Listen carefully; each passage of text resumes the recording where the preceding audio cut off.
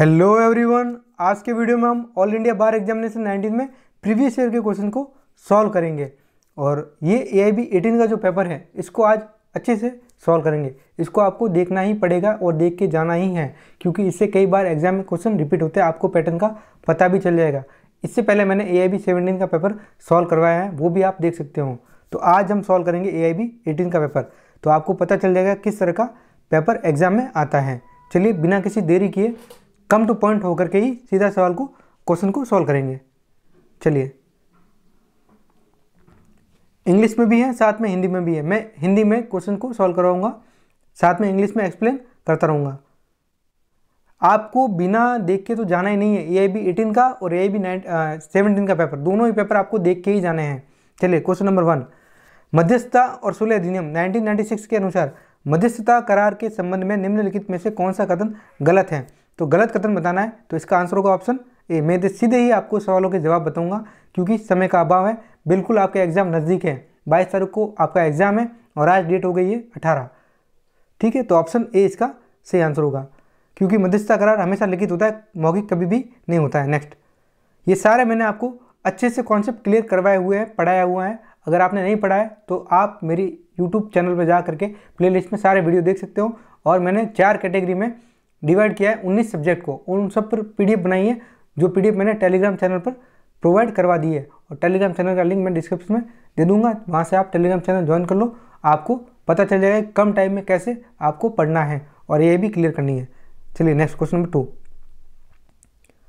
मध्यस्थता और सुलह अधिनियम 1996 के अनुसार निम्नलिखित में से किस परिस्थिति में मध्यस्थ को चुनौती नहीं दी जा सकती? तो कब नहीं दी जाएगी? ऑप्शन चारों आपके पास में है। इसका आंसर होगा ऑप्शन सी, जब उसके पास पक्षकार द्वारा सहमत योग्यताएं हों। तो ऑप्शन सी के साथ में जाएंगे, ऑप्शन सी इसका सही आंसर होगा। नेक्स्ट, मैं सीधे ही सवालों के जवाब बताऊंगा आपको। हिंदू विवाह अधिनियम 1955 के अनुसार कब दो व्यक्तियों को एक दूसरे का सौतेला रिश्तेदार कहा जाता है? यानी कि हाफ ब्लड रिलेशनशिप को आपको बताना है। तो कब माना जाएगा? जब मैंने आपको पढ़ाया था हिंदू मैरिज एक्ट, उसमें मैंने बोला था कि अगर एक व्यक्ति एक पति और 2 पत्नियां, उनसे कोई संतान होती है, आपस में सौतेली कहलाएगी। तो ऑप्शन सी के साथ में जाएंगे, ऑप्शन सी इसका सही आंसर होगा। एक पति 2 पत्नियां, उनसे आपस में संतान है, कहलाएगी एक दूसरे के सौतेले रिश्तेदार, यानी कि हाफ ब्लड रिलेशनशिप।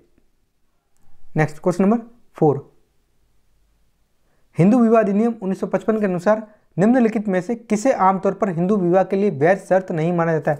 शर्तें 5 है कुल। ऑप्शन पहला ए है, वो एकदम सही है, बी भी सही है, सी भी सही है। ऑप्शन डी के साथ में जाएंगे, ऑप्शन डी, ऐसी कोई शर्त नहीं है। ठीक है, पक्षकारों को मिर्गी से पीड़ित नहीं होना चाहिए, ऐसी कोई भी शर्त नहीं है। इस आधार पर विवाह खंडित नहीं होता है। चलिए नेक्स्ट, क्वेश्चन नंबर 5,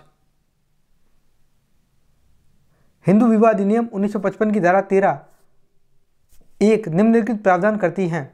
दाम्पत्य अधिकारों की बहाली के लिए, न्यायिक पृथक्करण के आधार, तलाक के लिए आधार। तो मैं आपको बता देता हूँ कि धारा 13(1) में 2 आधार दे रखे हैं। ये धारा 13 जो है वो विवाह विच्छेद यानी कि डाइवोर्स को लेकर के पूछी गई हैं। तो डाइवोर्स के लिए 2 आधार हैं, यानी कि न्यायिक पृथक्करण के लिए आधार और तलाक के आधार। तो ऑप्शन इसका जाएंगे, ऑप्शन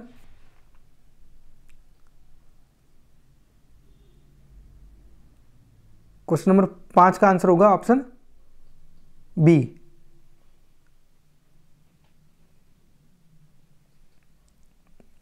तो यहां पर आपको समझना है, क्वेश्चन ट्रिकी बनाया गया है, यहां पर बहाली लिखा गया है, तो ये आधार नहीं है। अगर यहां पर डिग्री शब्द होता तो ये भी आधार बन जाता, लेकिन अब ये आधार नहीं है, ये भी आधार है, ये भी आधार है। चलिए नेक्स्ट,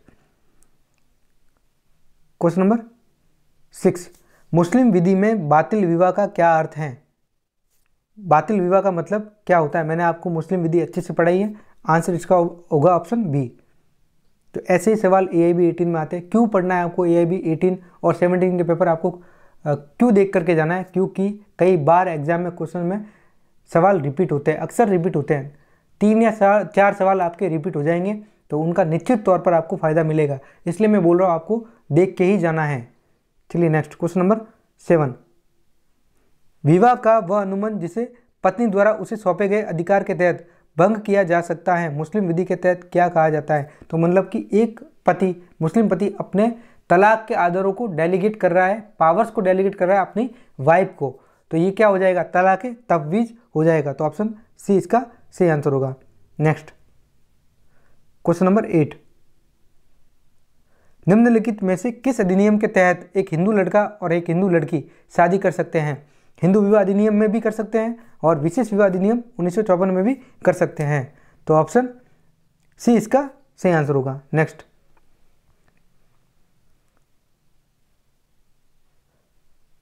क्वेश्चन नंबर 9, निम्नलिखित में से किस संशोधन अधिनियम द्वारा बालिका को भी सहदायी की संपत्ति में अधिकार उपलब्ध करवाया गया? तो अमेंडमेंट था 2005 का। तो ऑप्शन सी इसका सही आंसर होगा। सीधे ही सवालों के जवाब, क्योंकि आपको सिर्फ एक बार पैटर्न देखना है और क्वेश्चंस देखने हैं। नेक्स्ट क्वेश्चन नंबर 10, वैध दत्तक ग्रहण के लिए दत्तक पिता और उसकी दत्तक पुत्री के बीच आयु का अंतर कितना होना चाहिए? तो मैंने आपको पढ़ाया था, दत्तक लेने वाले और दत्तक में जाने वाले के बीच में 21 साल का गैप होना चाहिए। तो ऑप्शन सी के साथ में जाएंगे, ऑप्शन सी इसका सही आंसर होगा। नेक्स्ट क्वेश्चन नंबर 11, निम्नलिखित में से किस मामले को भारत में जनहित याचिका यानी कि पब्लिक इंटरेस्ट लिटिगेशन का पहला दर्ज मामला माना जा सकता है? तो हुसैन खातून बनाम बिहार राज्य, पहला केस था, पीआईएल इसी में ही डाली गई थी, पीआईएल लगाई थी पुष्पा कपिला हिंगू रानी ने, ठीक है, और 17 कैदियों को रिहा किया गया था जिसमें हुसैन खातून भी थी। नेक्स्ट क्वेश्चन नंबर 12, निम्नलिखित में से किसे भारत में पीआईएल का जनक माना जाता है? तो न्यायमूर्ति पीएन भगवती, ऑप्शन सी। ये सवाल रिपीट हो गया, 17 में भी था, 18 में भी है, इसलिए मैं बोल रहा हूँ आपको देख के जाना है। 17 उसकी भी वीडियो आपको मिल जाएगी मेरे चैनल पर। नेक्स्ट क्वेश्चन नंबर 13, निम्नलिखित में से किसके विरुद्ध जनहित याचिका दायर नहीं की जा सकती?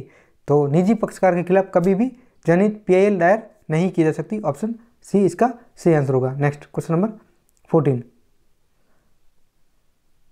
भारत के सर्वोच्च न्यायालय द्वारा जारी दिशा निर्देशों के आलोक में निम्नलिखित में से किस मुद्दे पर न्यायालय द्वारा जनहित याचिका पर विचारण नहीं किया जा सकता है? तो ऑप्शन बी, समय से पहले रिहाई के लिए जेल में याचिका। तो ऑप्शन बी इसका सही आंसर होगा, इसके लिए पीआईएल दायर नहीं कर सकते हैं। नेक्स्ट क्वेश्चन नंबर 15, निम्नलिखित में से किस ऐतिहासिक मामले में यह निर्णित किया गया कि प्राकृतिक न्याय के सिद्धांत न केवल न्यायिक और अर्धन्यायिक कार्य पर बल्कि प्रशासनिक कार्यों पर भी लागू होते हैं? तो केस आपको बताना है, केस है राम जवाया कपूर बनाम पंजाब राज्य। ऑप्शन बी इसका सही आंसर होगा। नेक्स्ट, आपको सवाल पढ़ते ही आंसर बताना एक बार के लिए, चाहे गलत हो जाए, ठीक है, साथ में मैं सॉल्व करवा ही रहा हूँ। निम्नलिखित में से किस फैसले में सर्वोच्च न्यायालय ने एसपी संपत कुमार बनाम भारत संघ मामले पर व्यापक पुनर्विचार किया था? तो केस है एल चंद्र कुमार बनाम भारत संघ। ऑप्शन बी इसका सही आंसर होगा। चलिए नेक्स्ट क्वेश्चन नंबर 17, निम्नलिखित में से किसने प्रशासनिक कानून को सरकारी सत्ता के नियंत्रण से संबंधित कानून के रूप में परिभाषित किया था? तो वो थे मिस्टर वेड। ऑप्शन बी के साथ में जाएंगे। नेक्स्ट क्वेश्चन नंबर 18, अधिवक्ता अधिनियम 1961 के तहत अदालतों में अवैध रूप से वकालत करने वाले व्यक्तियों के लिए क्या दंड निर्धारित किया गया है? 6 महीने की कैद। ऑप्शन बी के साथ में जाएंगे। चलिए नेक्स्ट क्वेश्चन नंबर 19, अधिवक्ता अधिनियम 1961 का कौन सा प्रावधान बार काउंसिल ऑफ इंडिया को अधिवक्ताओं द्वारा पालन किए जाने वाले पेशेवर आचरण शिष्टाचार के मानक निर्धारित करने का अधिकार देता है? धारा 49। Option D. Next question number 20, bar council of India के नियमों के अनुसार निम्नलिखित में से कौन सा गलत है? तो गलत है, आपको गलत बताना है। अधिवक्ता ऐसे किसी भी मामले में पैरवी कर सकता है जिसमें उसका स्वयं का आर्थिक हो, तो ये गलत नहीं है, ये तो सही बात है, लेकिन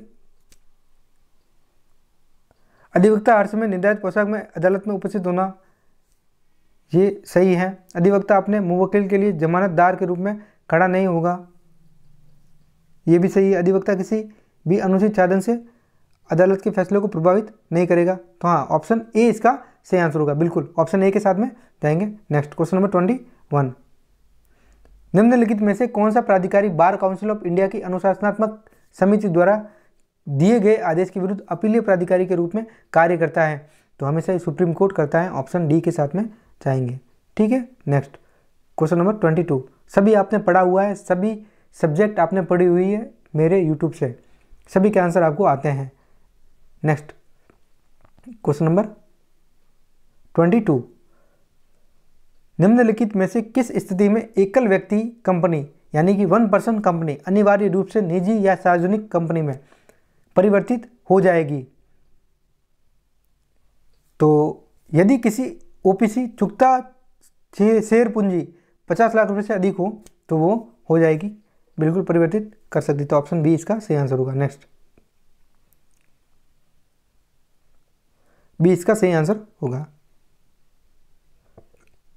क्वेश्चन नंबर 23। कंपनी अधिनियम 2013 के अनुसार किसी सार्वजनिक यानी कि पब्लिक कंपनी के लिए निदेशक यानी कि डायरेक्टर की न्यूनतम संख्या कितनी होती है? तो मैंने आपको बताया था, पढ़ाया भी था जब मैंने कंपनी लॉ पढ़ाया था, 3 होती है न्यूनतम संख्या, ऑप्शन बी इसका सही आंसर होगा। Next question number 24। निम्नलिखित में से किस मामले में भारत के सर्वोच्च न्यायालय ने एहतियाती सिद्धांत की विस्तार से व्याख्या की थी? ये एहतियाती क्या होता है, इसको पढ़ लेते हैं एक बार के लिए।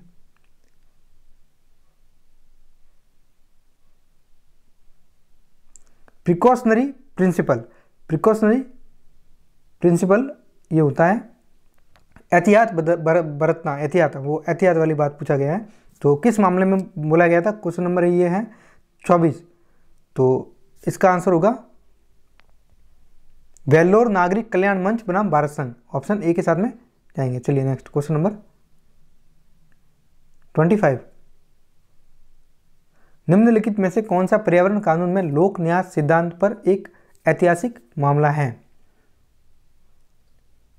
तो एमसी मेहता बनाम कमलनाथ का मामला। तो पर्यावरण के संबंध में जितने भी मामले पूछे जाएंगे आपको एमसी मेहता शब्द, इनको शख्स को ध्यान में रखना है, तो ऑप्शन डी इसका सही आंसर होगा। चलिए नेक्स्ट क्वेश्चन नंबर 26। निम्नलिखित में से किस मामले में सूचना प्रौद्योगिकी अधिनियम 2000 की धारा 66A को सर्वोच्च न्यायालय द्वारा रद्द किया गया था? तो ये केस था श्रेया सिंघल बनाम भारत संघ का, ऑप्शन ए इसका सही आंसर है। मैंने केस लॉज पढ़ाया है, उसमें भी मैंने मेंशन किया था। चलिए नेक्स्ट क्वेश्चन नंबर 27। निम्नलिखित में से किस मामले में सूचना प्रौद्योगिकी अधिनियम 2000 के अनुसार इलेक्ट्रॉनिक रिकॉर्ड प्रवर्तक को उपरोपित नहीं किया जाएगा?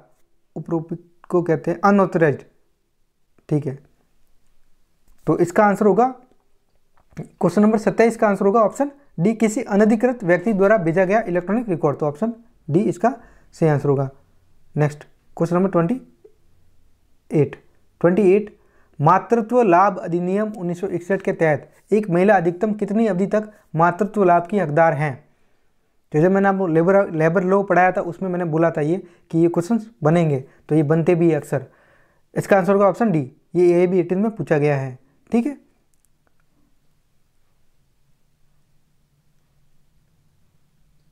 नेक्स्ट 29। मातृत्व लाभ अधिनियम 1961 के अनुसार ट्यूबेक्टोमी ऑपरेशन के लिए एक महिला कितनी अवधि तक सवेतन छुट्टी की, सवेतन यानी कि वेतन के साथ छुट्टी की हकदार हैं? तो 2 वीक, 2 सप्ताह, ऑप्शन ए इसका सही आंसर होगा। Next question number 30। फैक्ट्री अधिनियम 1948 के अनुसार किसी भी फैक्ट्री में कम से कम एक कैंटीन होने के लिए मूल रूप से नियोजित श्रमिकों की न्यूनतम संख्या कितनी होनी चाहिए? तो 250 होनी चाहिए, 250 होनी चाहिए, ऑप्शन डी इसका सही आंसर होगा। Next question number 31। औद्योगिक विवाद अधिनियम 1947 के अनुसार निम्नलिखित में से कौन श्रमिक की परिभाषा में शामिल नहीं है? तो 31 में आंसर होगा ऑप्शन डी, 12,000 मासिक वेतन प्राप्त करने वाला पर्यवेक्षक, सुपरवाइजर, तो ऑप्शन डी इसका सही आंसर होगा। Next question number 32। अपकृत्य को अपकृत्यपूर्ण दायित्व मुख्य रूप से कानून द्वारा निर्धारित कर्तव्य के उल्लंघन से उत्पन्न होता है। ये कर्तव्य आमतौर पर व्यक्तियों के प्रति हैं और इसका उल्लंघन अपरिनिर्धारित क्षति के लिए कार्रवाई द्वारा निवारणीय है के रूप में किसने परिभाषित किया था? तो टॉर्ट में सबसे ज़्यादा विनफील्ड ने इनको परिभाषाएं दी है विनफील्ड ने, तो आपको सर विनफील्ड को ध्यान में रखना है। ऑप्शन डी इसका सही आंसर होगा। Next question number 33 Gloucester grammar school, ये केस पूछा गया था 17 में, अब पूछा गया वापस 18 में। या इसका मतलब क्या हो रहा है, रिपीट हो रहा है। तो 17 भी देख के जाना है, 18 भी देख के ही जाना है पेपर अच्छे से। ग्लोसेस्टर ग्रामर स्कूल का मामला निम्नलिखित में से किस महत्वपूर्ण सूक्ति से संबंधित है? लैटिन की 2 मैक्सिम है, लैटिन की 2 मैक्सिम, बट पूरा टॉट डिपेंड है। इंजूरिया साइन डैमनम टॉट लग जाएगा, डैमनम साइन इंजूरिया टॉट नहीं लगेगा, ठीक है। तो ये ग्लोसेस्टर ग्रामर स्कूल का मामला damnum sine injuria, option A के साथ में जाएंगे। मैं यहाँ पर एक्सप्लेन ज़्यादा नहीं करूँगा, टाइम वेस्ट नहीं करूँगा आपका, सीधे आंसर बता दूंगा। नेक्स्ट क्वेश्चन नंबर 34 मोटर वाहन अधिनियम 1988 का निम्नलिखित में से कौन सा प्रावधान बिना दोष दायित्व से संबंधित है? तो इसका आंसर होगा धारा 140 no fault liability, option A. Next question number 35 उपभोक्ता संरक्षण अधिनियम 2019 के तहत कितने उपभोक्ता अधिकारों की पहचान की गई है? तो टोटल उपभोक्ता के राइट हैं 6, ऑप्शन सी इसका सही आंसर होगा। चलिए नेक्स्ट क्वेश्चन नंबर 36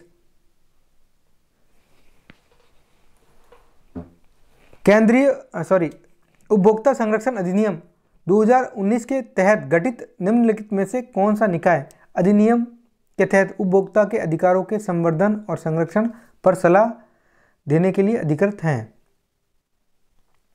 तो क्वेश्चन नंबर ये है आपके 36, तो 36 का आंसर होगा बी, केंद्रीय उपभोक्ता संरक्षण परिषद, काउंसिल, ठीक है, ऑप्शन बी आपको ध्यान में रखना है। नेक्स्ट क्वेश्चन नंबर 37 भारत के संविधान के निम्नलिखित में से कौन से प्रावधान में कहा गया है कि कानूनी प्रावधान के अलावा कोई भी कर लगाया एकत्र नहीं किया जा सकता है? तो ये क्वेश्चन मैंने मॉक टेस्ट में भी डाला है, और क्वेश्चन नंबर 37 का आंसर होगा ऑप्शन डी, आर्टिकल 265 में ऐसा बोला गया है, ऑप्शन डी इसका सही आंसर होगा। नेक्स्ट क्वेश्चन नंबर 38 में टैक्सेशन लॉ से पूछा गया आयकर अधिनियम 1961 के अनुसार 31 मार्च 2020 को नव स्थापित किसी व्यवसाय या पेशे के मामले में निम्नलिखित में से कौन सा पहला पिछला वर्ष होगा? तो 31 मार्च 2020 से शुरू और 31 मार्च 2020 को ही समाप्त, तो ऑप्शन बी इसका सही आंसर होगा। नेक्स्ट क्वेश्चन नंबर 39 आयकर अधिनियम 1961 के अनुसार किसी व्यक्ति को किसी भी पिछले वर्ष में भारत का निवासी माना जाता है यदि वह पिछले वर्ष में निम्नलिखित दिनों की अवधि के लिए भारत में रहा हो।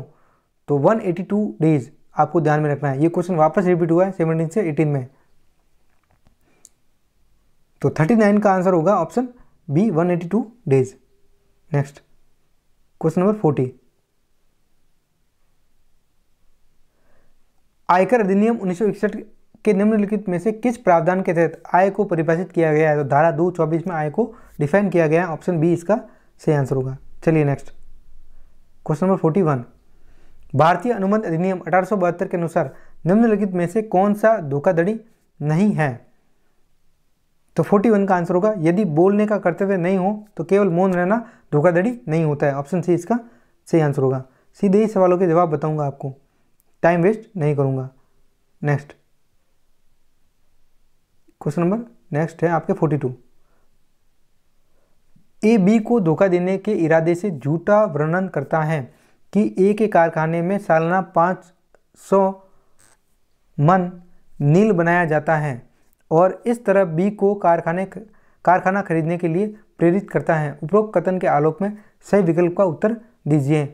तो 42 का आंसर होगा ऑप्शन सी, अनुबंध बी के विकल्प पर शून्यकरण यानी कि वॉइडेबल होगा, तो ऑप्शन सी इसका सही आंसर होगा। नेक्स्ट क्वेश्चन नंबर 43 निम्नलिखित में से कौन सी निषेधाज्ञा सुनवाई के समय और मुकदमे के गुण दोष के आधार पर केवल डिक्री द्वारा ही दी जा सकती है? तो ये भी रिपीट हुआ है क्वेश्चन, शाश्वत निषेधाज्ञा, ऑप्शन बी इसका सही आंसर होगा। नेक्स्ट क्वेश्चन नंबर 44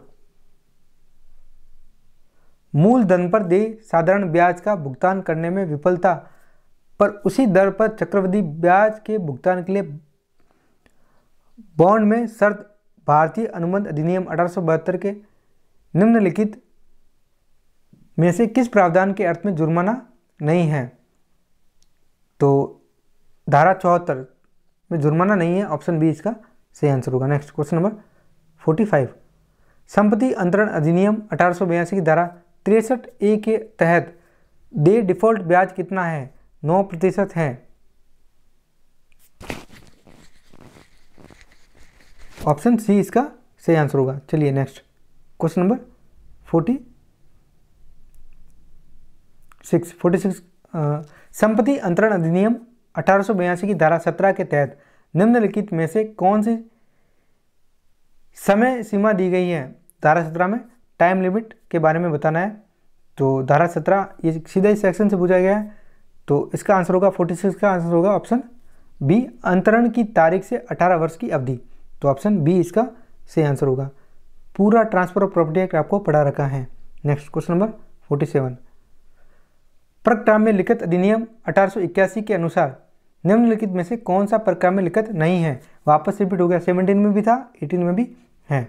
देखो मैंने आपको बताया था नेगोशिएबल इंस्ट्रूमेंट कौन से होते हैं? Promissory note, bill of exchange और चेक। उसके अलावा कुछ भी नहीं होता, तो हुंडी भी नहीं होती, तो ऑप्शन बी के साथ जाएंगे। नेक्स्ट क्वेश्चन नंबर 48, प्रक्राम्य लिखित अधिनियम 1881 के आलोक में यदि प्रक्राम्य लिखित पर ब्याज दर का उल्लेख नहीं है तो किस दर से ब्याज दिया जाएगा? तो 48 का आंसर होगा ऑप्शन सी, 18% की दर से ब्याज दिया जाएगा। नेक्स्ट 49, घोषणा के प्रकाशन की तारीख से किस अवधि के भीतर यदि कोई अधिनिर्णय नहीं दिया जाता है तो भूमि अधिग्रहण, पुनर्वास और पुनर्स्थापन में उचित मुआवजा और पारदर्शिता का अधिकार अधिनियम 2013 के अनुसार भूमि अधिग्रहण की कार्रवाई समाप्त हो जाएगी? तो क्वेश्चन नंबर 49 का आंसर होगा ऑप्शन बी, 12 महीने। नेक्स्ट क्वेश्चन नंबर 50, प्रभावित परिवारों का न्यूनतम प्रतिशत कितना है जिन्हें भूमि अधिग्रहण, पुनर्वास और पुनर्स्थापन में उचित मुआवजा और पारदर्शिता का अधिकार अधिनियम 2013 के अनुसार निजी कंपनियों के लिए भूमि अधिग्रहण करने के लिए अपनी पूर्व सहमति देनी होती है?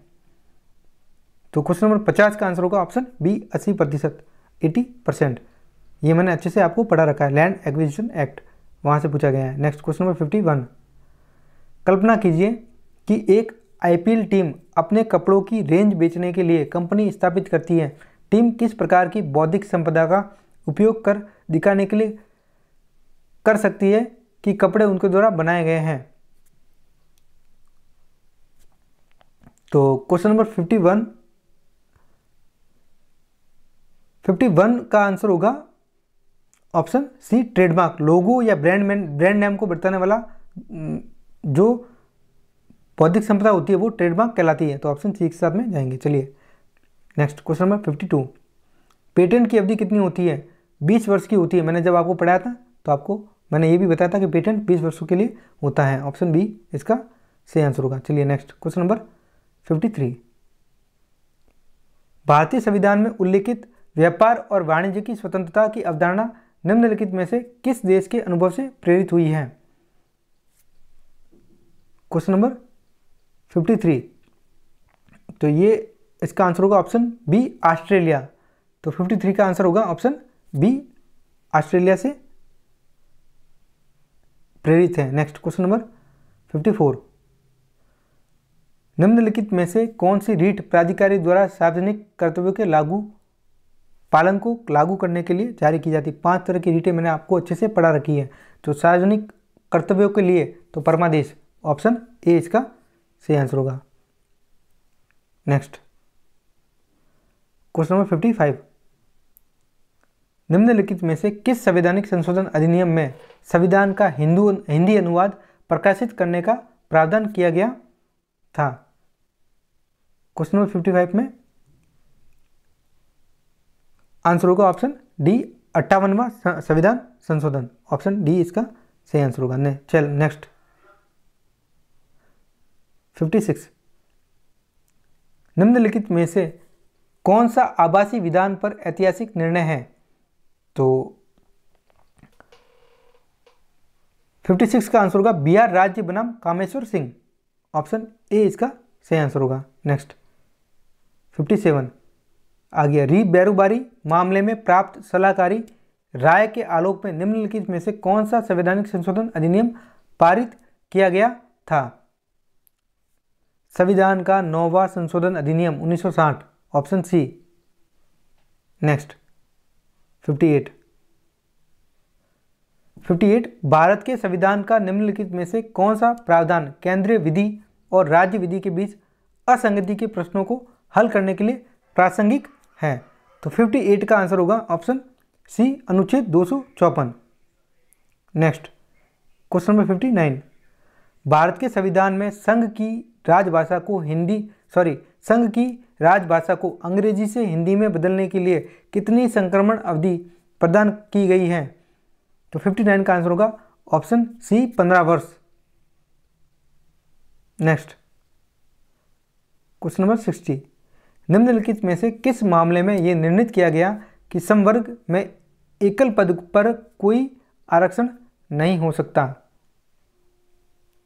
तो धारा 60 का आंसर था, मैं आपको बता देता हूं, चक्रधर पासवान बनाम बिहार राज्य। ये केस, इसमें आरक्षण एकल पद के लिए नहीं, इस मामले में ही हेल्ड हुआ था। नेक्स्ट क्वेश्चन नंबर 61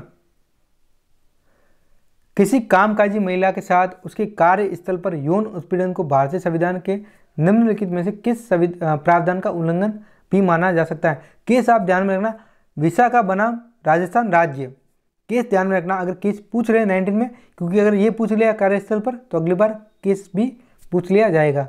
तो ऑप्शन इसका होगा ऑप्शन 61 का ऑप्शन होगा डी, अनुच्छेद 19(1)(g। नेक्स्ट केस याद रखना, विशाखा बनाम राजस्थान राज्य। नेक्स्ट क्वेश्चन नंबर 62 भारत के संविधान के अनुच्छेद 25(2)(b) और 25(2)(b) और 26(b) के बीच टकराव को हल करने के लिए निम्नलिखित में से कौन सा सिद्धांत लागू किया जाता है? तो 62 का आंसर होगा ऑप्शन ए, सामंजस्यपूर्ण निर्माण का सिद्धांत।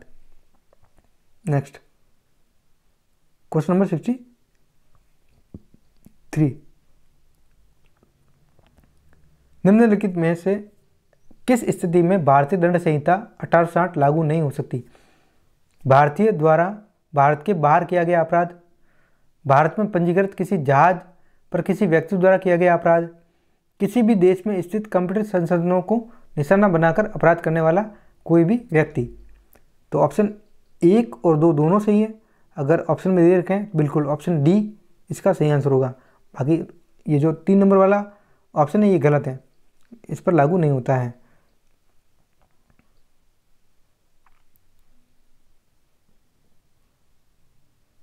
एक बार इसे फिर से पढ़ते हैं। निम्नलिखित में से किस स्थिति में भारतीय दंड संहिता 1860 लागू नहीं होती? बिल्कुल हाँ, ये इसको यहाँ पूछा गया। ऐसे गलती मत करना जैसे अभी हो गई है, सवाल पढ़ते पढ़ते गलती हो जाती है और एक नंबर का सवाल जो आता है वो भी गलत हो जाता है। ऐसी गलती नहीं पूछा गया। तो यहाँ पर आईपीसी लागू होती है, यहाँ पर भी होती है, यहाँ पर नहीं होती है। ठीक है, तो 3 नंबर पर नहीं होती है, तो ऑप्शन सी पे जाएंगे। चलिए नेक्स्ट क्वेश्चन नंबर 64 भारतीय दंड संहिता 1860 के अंतर्गत वर्तमान में कितने प्रकार के दंड विद्यमान हैं? कुल 5 प्रकार के, अभी 6 प्रकार का हो गया बीएनएस में। पहले 5 थे, अभी 6 हो गए। कौन सा 6वां है? सामुदायिक सेवा, कम्युनिटी सर्विस को एज ए पनिशमेंट जोड़ा गया है। तो जाएंगे ऑप्शन सी के साथ में 64 में। नेक्स्ट क्वेश्चन नंबर 65 ए और जेड मनोरंजन के लिए एक दूसरे के साथ तलवारबाजी के लिए सहमत होते हैं। इस तलवारबाजी के दौरान उचित रूप से खेलते हुए ए जेड को गंभीर रूप से चोट पहुंचा देता है। ए द्वारा निम्नलिखित में से कौन सा अपराध किया गया है? तो मनोरंजन के लिए तलवारबाजी खेलने के लिए सहमत नहीं हो सकते, फिर तो वो अपराध हो जाएगा। फिर इसमें कंसेंट भी नहीं मानी जाएगी। कंसेंट यानी कि सहमति भी काम नहीं करेगी। 65 का आंसर होगा ऑप्शन डी, कोई अपराध नहीं। ए और जेड मनोरंजन के लिए एक दूसरे के साथ तलवारबाजी के लिए सहमत होते हैं। हाँ, तलवारबाजी के लिए सहमत होते हैं। इस तलवारबाजी के दौरान उचित रूप से खेलते हुए ए और जेड को गंभीर रूप से चोट पहुंचा देता है। ए द्वारा निम्नलिखित में से कौन सा अपराध किया गया है? वैसे तो आईपीसी में ये प्रोविज़न दे रखा है कि आप बॉक्सिंग में उतरते हो और किसी को चोट लग जाती है तो वहाँ पर अपराध नहीं होगा। किसी भी खेल में उतरते हो तो वहाँ पर अगर बल्लेबाज खेल रहा है, बॉल लग जाती है, किसी की डेथ हो जाती है, वहाँ पर अपराध नहीं होगा। लेकिन एक प्रोविज़न ये भी दे रखा है, यहाँ थोड़ा कन्फ्यूजन है कि तलवारबाजी ले करके मनोरंजन करना, तो कहीं न कहीं ये तो दर्शा रहा है कि इलीगल अनलॉफुल एक्ट हो रहा है, लेकिन यहाँ पर फिर भी पूछा गया तो चलिए कोई बात नहीं। ऑप्शन इसका होगा डी, आंसर डी। मैं तो सहमत नहीं हूँ, फिर भी आंसर डी के साथ में जाएंगे। चलिए नेक्स्ट क्वेश्चन नंबर 66। निम्नलिखित में से किस स्थिति में निजी बचाव का अधिकार मृत्यु कारित करने तक विस्तारित नहीं हो सकता? जो धारा दे रखी है आईपीसी की 96 से लेकर के 166 तक प्राइवेट डिफेंस डिस्कस है। और क्वेश्चन नंबर 66 का आंसर होगा ऑप्शन सी। ऐसे मामले में जब हमला साधारण चोट पहुंचाने के इरादे से दर्शाया हो, तो ऑप्शन सी के साथ में जाएंगे। चलिए नेक्स्ट क्वेश्चन नंबर 67। भारतीय दंड संहिता 1860 की निम्नलिखित में से किस धारा के लिए लाभ शब्द में आर्थिक लाभ शामिल नहीं है? तो आईपीसी की धारा 1860 की निम्नलिखित में से कौन सी धारा में लाभ शब्द में आर्थिक लाभ शामिल नहीं है? तो 67 का आंसर होगा धारा 89।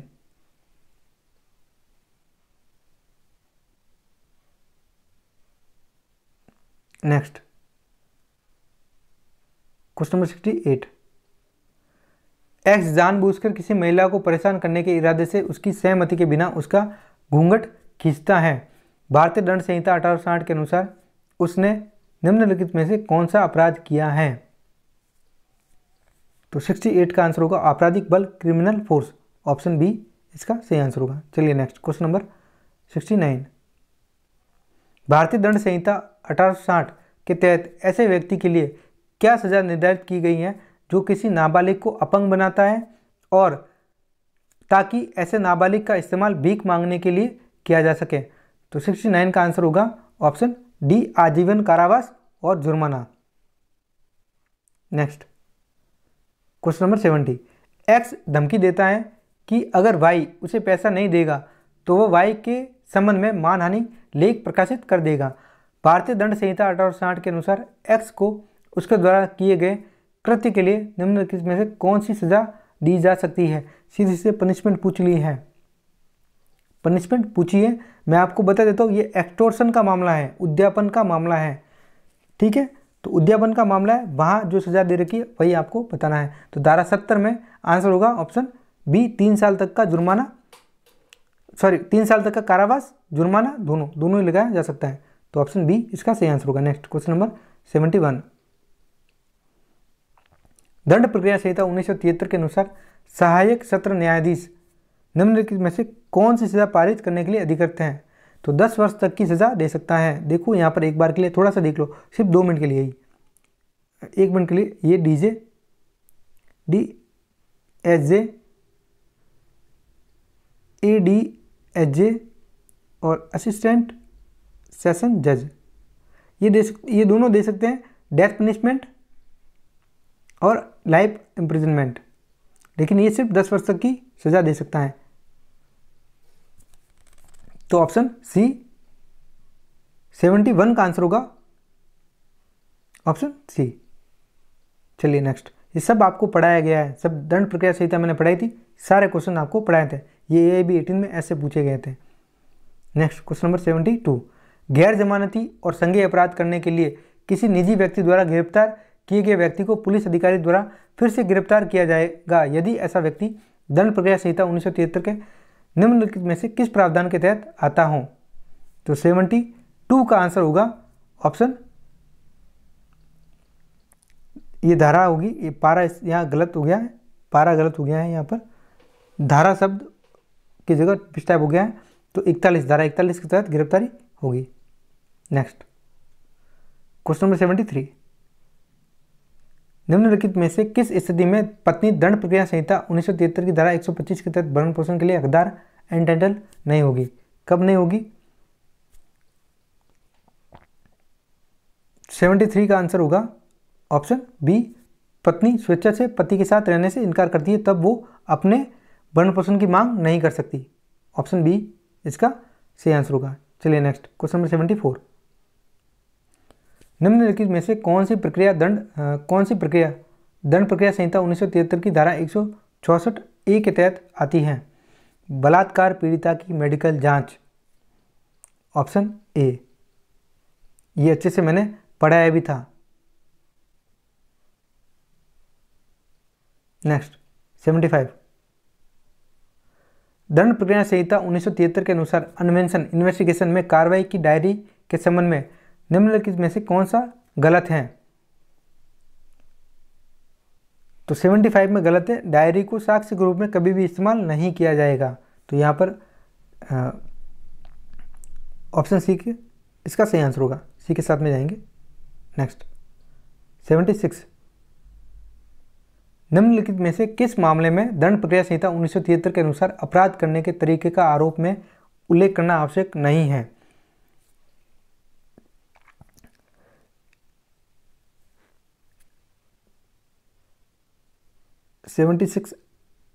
निम्नलिखित में से किस मामले में दंड प्रक्रिया संहिता 1973 के अनुसार अपराध करने के तरीके का आरोप में उल्लेख करना आवश्यक नहीं है? एक निश्चित समय और स्थान पर किसी वस्तु की चोरी का अभियुक्त हो। तो ऑप्शन 76 का आंसर होगा ऑप्शन, इंग्लिश में क्या दे रखा है इसको, ये भी ऐसे दे रखा है। चलिए आंसर 76 का होगा ऑप्शन ए, आरोप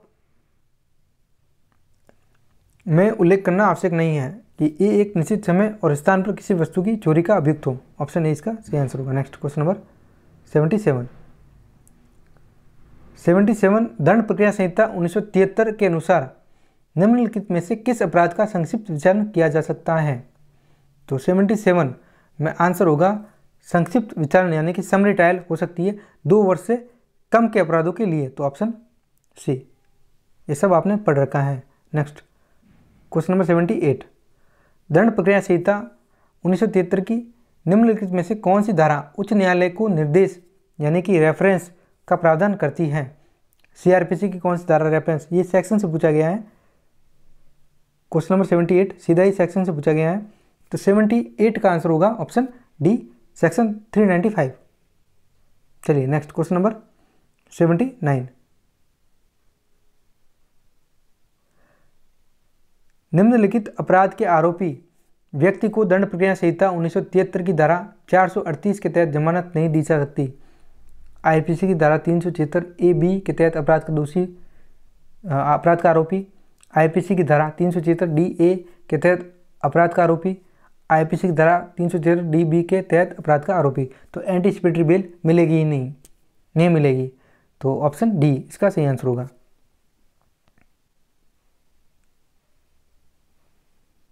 चलिए नेक्स्ट क्वेश्चन नंबर 80।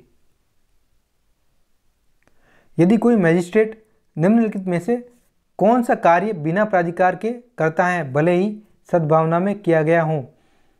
तो दंड प्रक्रिया संहिता 1973 के अनुसार कार्रवाई को निष्प्रभावी कर देगा। तो क्वेश्चन नंबर 80 का आंसर होगा सीआरपीसी की धारा 83 के तहत संपत्ति कुर्क करना। ऑप्शन सी इसका सही आंसर होगा। चलिए नेक्स्ट क्वेश्चन नंबर 81। दीवानी यानी कि सिविल प्रक्रिया संहिता 1908 के आलोक में दीवानी न्यायालय के चित्राधिकार को तब तय करने के लिए, यहाँ पर तब गलत हो गया, तय करने के लिए निम्नलिखित में से कौन सा महत्वपूर्ण है? तो वाद पत्र में दिए गए प्रमाण न्यायालय के चित्राधिकार को तय करते हैं। तो ऑप्शन ए सही आंसर होगा। Next question number 82। दीवानी प्रक्रिया संहिता 1908 की धारा 9 के लिए निम्नलिखित में से किसे दीवानी प्रकृति का मुकदमा नहीं माना गया है? तो 82 का आंसर होगा ऑप्शन ए, स्वैच्छिक भुगतान या भेंट की वसूली के लिए मुकदमा। तो ये एक सिविल नेचर का सूट नहीं है। तो ऑप्शन ए इसका सही आंसर होगा। चलिए नेक्स्ट क्वेश्चन नंबर 83। दीवानी प्रक्रिया संहिता का निम्नलिखित में से कौन सा प्रावधान प्रतिनिधि मुकदमे में रेस जुडिकाटा प्रांग न्याय के सिद्धांत को लागू करता है? धारा 11 है, ठीक है। रेस जुडिकाटा धारा 11 हर बार क्वेश्चन एग्जाम में पूछा जाता है रेस जुडिकाटा से। तो 83 का आंसर होगा ऑप्शन बी, धारा 11 का स्पष्टीकरण 6। चलिए नेक्स्ट क्वेश्चन नंबर 84। निम्नलिखित में से किस स्थिति में न्यायालय प्रतिवादी को व्यक्तिगत उपस्थिति के लिए सम्मन जारी नहीं करेगा? तो 84 में आंसर होगा सी, यदि प्रतिवादी सार्वजनिक वाहन उपलब्ध होने वाले क्षेत्र में न्यायालय से 250 मील दूर रहता है। Option C. चलिए नेक्स्ट क्वेश्चन नंबर 85। निम्नलिखित में से किस स्थिति में वादी को दीवानी प्रक्रिया संहिता 1908 के अनुसार नया मुकदमा करने से रोका जाता है? क्वेश्चन नंबर 85, हाँ बिल्कुल इंग्लिश में भी वही दे रखा है।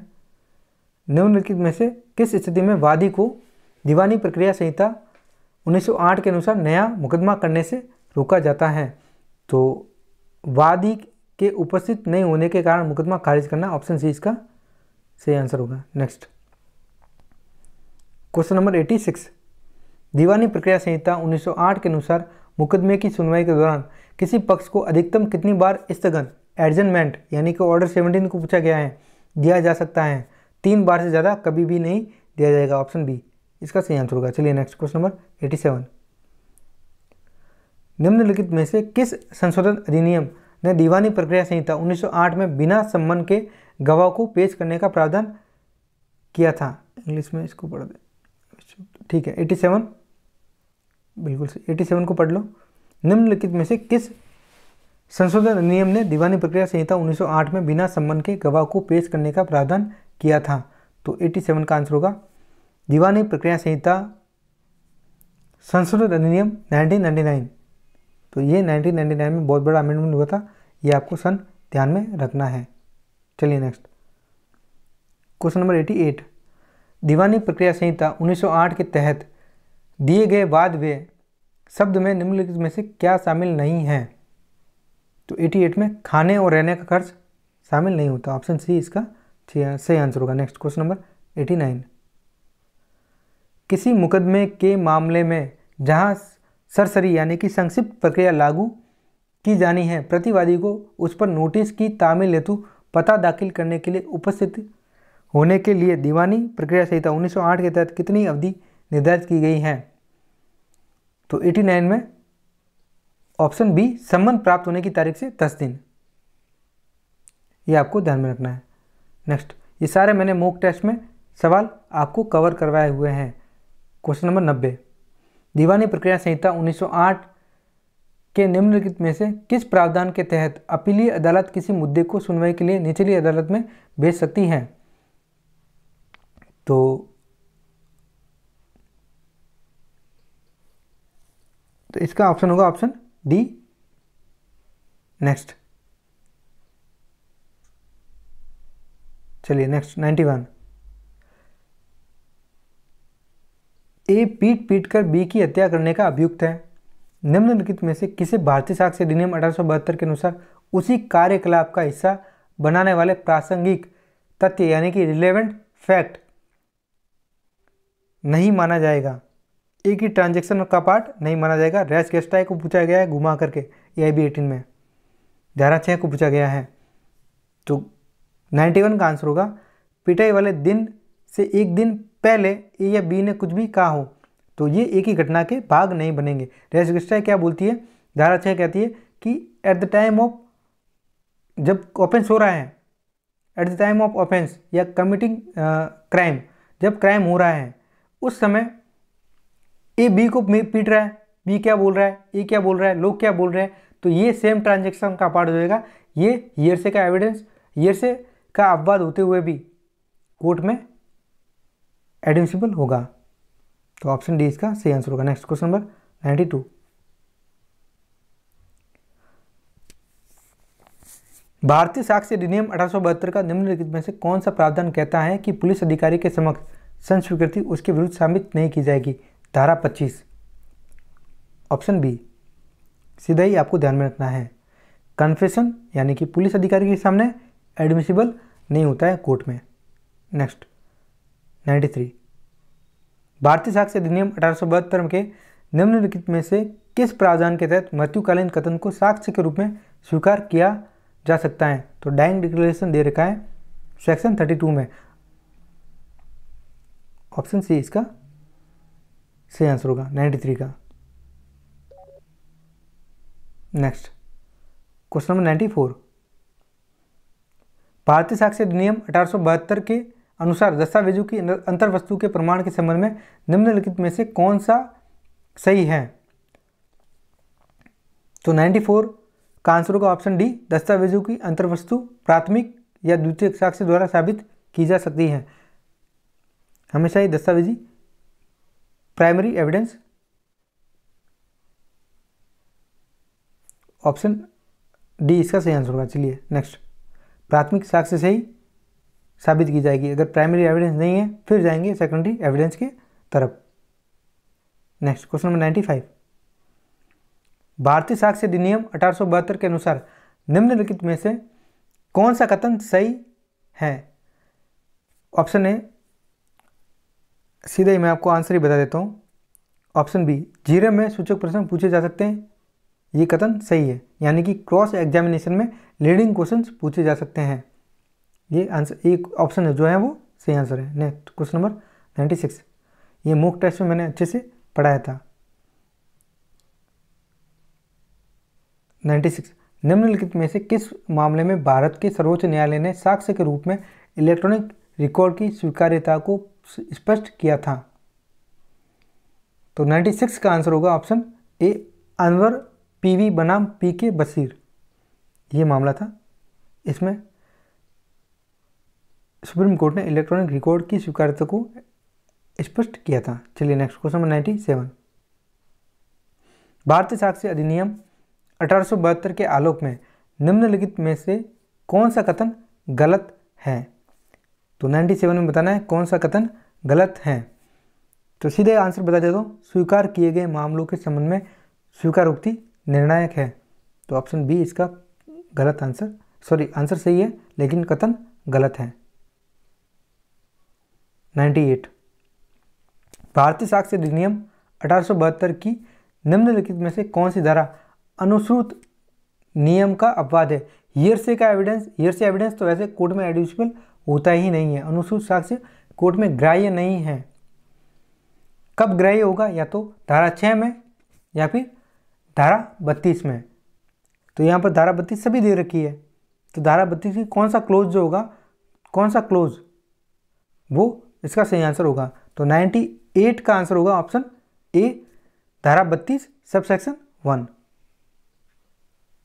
नेक्स्ट क्वेश्चन नंबर 99, निम्नलिखित में से कौन सा दीवानी प्रक्रिया संहिता 1908 के तहत एक मान्यता प्राप्त वैकल्पिक विवाद समाधान तंत्र नहीं है? तो बातचीत नहीं है, तो ऑप्शन डी इसका सही आंसर होगा। ये मैंने मॉक टेस्ट में रखा था। चलिए नेक्स्ट लास्ट क्वेश्चन 100, लोक अदालत के संबंध में निम्नलिखित में से कौन सा कथन गलत है? तो सीधा ही मैं आपको कथन गलत ही बता देता हूँ, लोक अदालत सभी दीवानी और आपराधिक मामलों से निपट सकती हैं। तो ये कथन बिल्कुल ही गलत है, ऑप्शन बी इसका सही आंसर होगा। ये आपने किया है EIB 18 का पेपर पूरा सॉल्व, यानी कि ये EIB 18 का पूरा पेपर सॉल्व आपने कर लिया है। EIB 17 का भी मैंने इसी तरह सॉल्व करवाया है, आपको देख के जाना है EIB 17 का भी और EIB 18 दोनों का ही आपको देख के जाना है। इंग्लिश मीडियम वाले स्टूडेंट भी देख लें, इसमें मैंने इंग्लिश मीडियम के जो इंग्लिश के क्वेश्चन है उसको उनको भी रखा है। मैंने फोकस किया है हिंदी मीडियम के छात्रों के लिए, क्योंकि उनके लिए वीडियो उपलब्ध नहीं होते हैं। और EIB 17 और 18 दोनों के ही आपको पेपर देख के जाना है, क्योंकि इससे आपको एक तो पेपर पैटर्न पता चल जाएगा कि पेपर पैटर्न कैसा होगा 19 में, एक आपको ये पता चल जाएगा कि किस प्रकार से सवाल बनाया जाएगा एग्ज़ाम में, और 17 और 18 का पेपर देखने से आपको ये भी पता चलेगा कि कितने सवाल रिपीट होते हैं, यानी कि 5 या 6 सवाल रिपीट होते हैं। तो 6 सवालों के जवाबों का आपको निश्चित तौर पर फ़ायदा मिलेगा। 20 सवाल आपके बेरेक्ट से पूछे जाएंगे। एक और सवाल बेरेक्ट से याद आया, बेरेक्ट आप सभी लेकर के जा सकते हो। कमेंट में बच्चे पूछ रहे हैं कि सर बेरेक्ट कौन से लेकर के जाएंगे, सारे बेरेक्ट 19 सब्जेक्ट है, 19 के सब्जेक्ट के आपके बेरेक्ट आप लेकर के जा सकते हो, कोई मना नहीं करेगा। ठीक है, आप लेकर के जा सकते हो। और इसी तरह का आपका पेपर आएगा, ये जैसे सी सेट का पेपर है और इसी तरह का आपका पेपर आएगा। तो ये था आपका पेपर। अच्छे, मैंने आपको एक और बात बता देता हूँ, टेलीग्राम चैनल पर नहीं हूँ तो जुड़ जाओ। 2 दिन रहे हैं, मैंने सारा मटेरियल 4 भागों में बांटा है। 4 PDF में पूरी EIB की 19 सब्जेक्ट आपको मिल जाएगी और 2 या 3 दिन में आप अच्छे से कवर कर लो, पढ़ लो, तो आपका फिर भी EIB के चांसेस बन जाएंगे क्लियर करने में, हेल्प मिल जाएगी।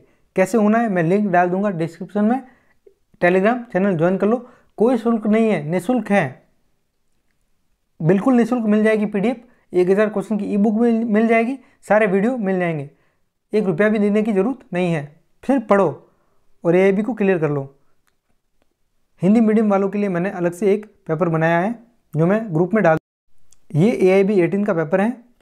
इस तरह का पेपर मैंने हिंदी मीडियम वालों के लिए बनाया है, तो पढ़ सकते हैं। इंग्लिश मीडियम वालों के लिए भी पेपर है जो मैंने अभी सॉल्व करवाया है, उसमें इंग्लिश के क्वेश्चन भी है, तो वो भी मैं आपको टेलीग्राम पर दे दूंगा, आप सॉल्व कर लेना आंसर्स के साथ में।